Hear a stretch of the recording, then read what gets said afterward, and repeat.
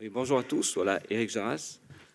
Je suis éleveur de vaches laitières et génisse de renouvellement sur le plateau de 1000 vaches en Haute-Corrèze. Je suis à une altitude de 750 mètres sur un sol granitique acide. C'est une terre de limon, terre assez légère.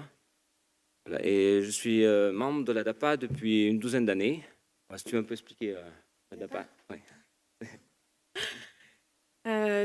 Caroline Dos Santos, je suis animatrice à l'ADAPA et l'ADAPA c'est un groupe qui s'est créé il y a une vingtaine d'années, 21 ans exactement je crois.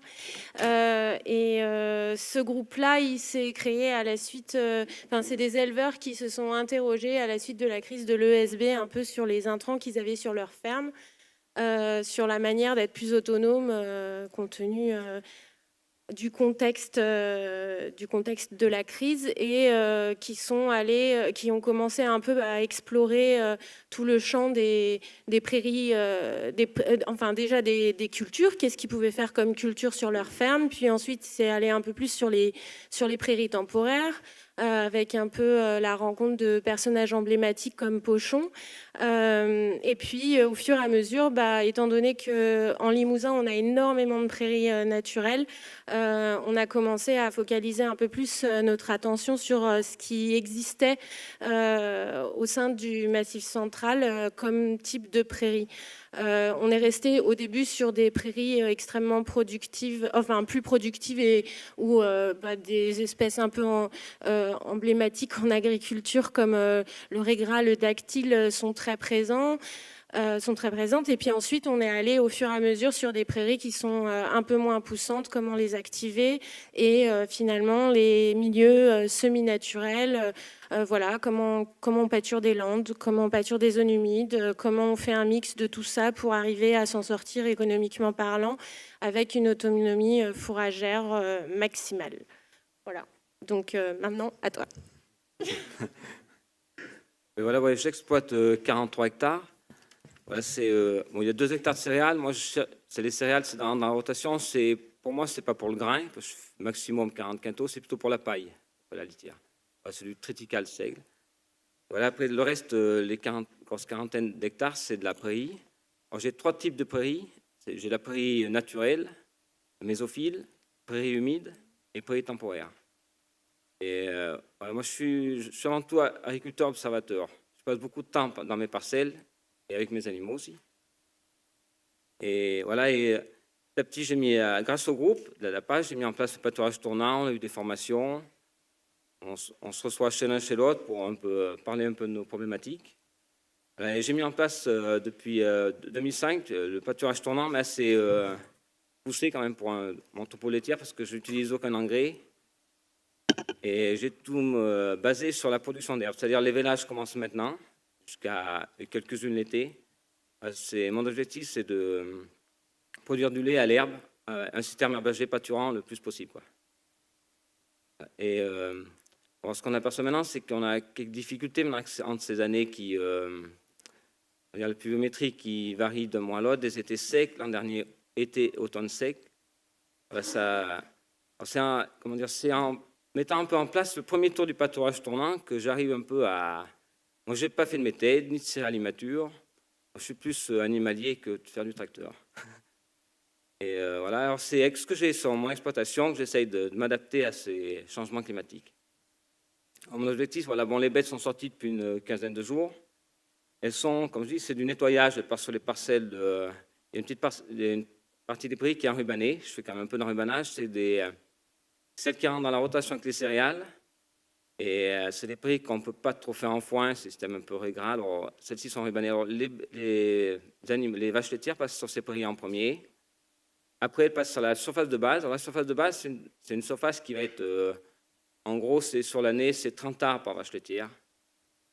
Et bon, il y a un topo de 25 vaches laitières et une vingtaine de génisses. Et alors, cette surface de base va être uniquement pâturée. Et alors, l'objectif, voilà, c'est au départ, c'est du nettoyage sur les parcelles d'enrubanage. Ensuite, surface de base, premier tour. Et ensuite, elles attaquent le déprimage, c'est-à-dire elles vont raccourcir la date des foins. C'est sur les prairies naturelles, principalement. Voilà, et là, avec l'animateur, on a travaillé sur la somme des températures, voilà, elles sont là-dessus jusqu'à 500 degrés jour. À ce stade, normalement, il faut arrêter de faire pâturer parce que là, elles vont partir pour faire du foin. Et là, le deuxième tour est prêt pour la surface de base, son deuxième tour est prêt. Et là, voilà le deuxième tour, troisième tour, surface de base. Ensuite, les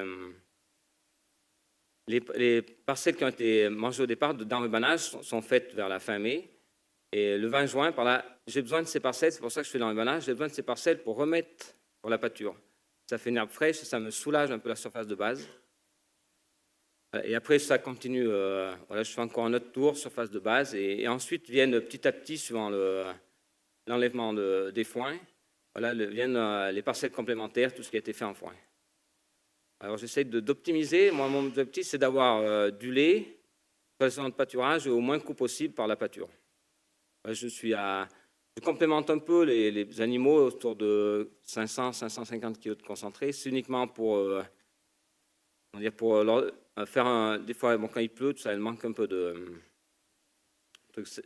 d'aliments fibreux. Elles ont un petit peu de foin aussi les matins. Tous les matins, j'essaye d'avoir un peu de foin pour maximiser quand il pleut, ça leur faire un peu de fibre. Voilà, et les concentrés sont donnés pour mettre, comme on parlait ce matin, un peu les minéraux et les oligo-éléments. Voilà, parce qu'en pâturage, l'herbe n'est peut-être pas entièrement complémentaire. Voilà.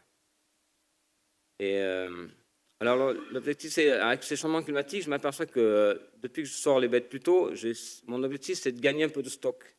Quelques bottes qui, des fois, sont gardées l'été quand il y a... Des fois, on a un peu de... Bon, c'est un système paddock, je travaille même du paddock d'un jour. Bon, elles ont des fois... et après, bon, elles passent, arrivées fin mai, elles sont pâturage nuit et jour. Et j'ai du paddock de jour, paddock de nuit. Et depuis 2010... bon, là, je travaillais surtout sur des systèmes prairies naturelles quand même poussantes, prairies temporaires. Et j'avais des prairies naturelles humides qui étaient valorisées par les génisses, mais sans être trop paddockées, sans être trop attentionnées. Et petit à petit, on a eu des formations de groupe et on a mis en place un système. Bon, on a d'abord étudié un peu cette flore. Et maintenant, elles sont une ressource énorme pour c'est quasiment la moitié de la durée de pâturage pour les génisses, c'est en zone humide. Et même un peu la nuit, le troupeau de vaches laitières. Ça me permet, c'est sur surface de base, voilà, je reviens à 21-25 jours sur le troupeau de vaches laitières, et que les prairies naturelles, on est plus souple. Et il y a une diversité de flore qui permet de nourrir les animaux, même par temps sec, voilà, ça reste vert. En avançant la date de mise à l'herbe, je vois il y a 23 ans que je suis installé, on a quand même gagné 15 jours au printemps et quasiment 3 semaines à l'automne. Vu les changements on a augmenté la saison de pâturage. Voilà, alors les animaux, voilà, c'est... moi, j'ai une majorité de Montbéliarde, mais j'ai toujours eu un peu de... étant quitté les cérécoles, on a toujours un peu cet esprit de production, j'ai toujours des Holstein.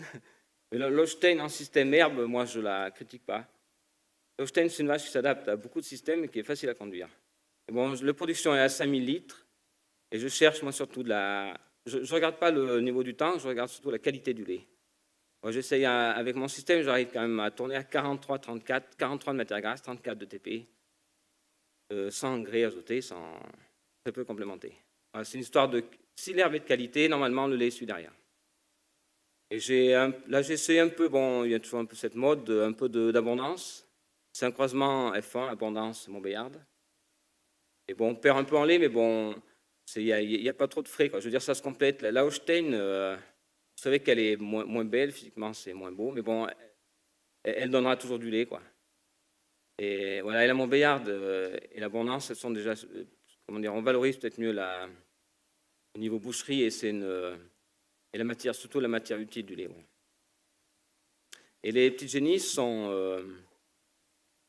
en première saison de pâture, je mets les petites génisses sur les prés humides, justement, pour les adapter à cette flore un peu variée. Et après, bon, je veux dire, quand elles passent vaches, elles disent, mais on est bien plus heureux étant vache, quoi. Tu dis dans les prés de fond, voilà, et je vois que Caroline ou Denis, les animateurs, on a fait sur des prés humides. Voilà, on arrive en adaptant le pâturage, assez stricte, on arrive à réduire les joncs et à amener d'autres plantes comme la houle, la grossisse même du lotier des marais sur des prairies vraiment au départ qui étaient vraiment pas belles, quoi. Et on arrive à trouver une certaine dynamique de végétation, on relance aussi bien que ce soit dans les prairies naturelles qui ont été un peu délaissées. Il y a très peu de refus. Sur les 8 hectares pour humide, je broie un demi-hectare. Le reste est pâturé. Et un troupeau, les plus de 2 ans, reste l'hiver dehors. Et elles sont complémentaires avec du foin, mais elles tournent sur ces parcelles, même serrées au fil. Et elles me nettoient les parcelles. Et bon, je fais du vélage 3 ans. Comme on parlait ce matin, bon, on essaie d'adapter les animaux, comme on parlait de l'immunité un peu parasitaire. Bon, voilà, il y a des bêtes, on le voit, je pense qu'il y a des souches de bêtes qui s'en sortent mieux que d'autres. Voilà, ce système, mais bon, j'essaie de conserver les bêtes où je vois si la mère se débrouille bien, normalement. Je pense qu'il y a de l'immunité dans les familles au niveau du parasitisme et de la consommation de ces milieux-là.